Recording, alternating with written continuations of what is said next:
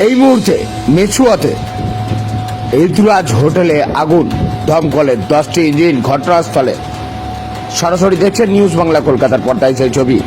প্রাণ বাঁচাতে উপর থেকে ঝাঁপ দিয়ে একজনের মৃত্যু, নাম সঞ্জয় পাসওয়ান। একাধিক পোস্ট ভেতরে আটকে।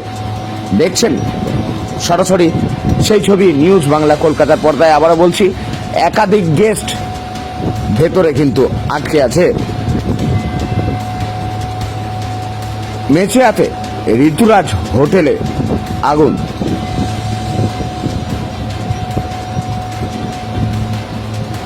আগুনে পুড়ে মৃত্যু এক। মৃতের নাম মনোজ পাসওয়ান। তাকে উদ্ধার করে কলকাতা মেডিকেল কলেজ নিয়ে যাওয়া হয়েছে বলে এখনো জানা যাচ্ছে সূত্রের খবর। দেখছেন সেই ছবি নিউজ বাংলা কলকাতার পর্দায়।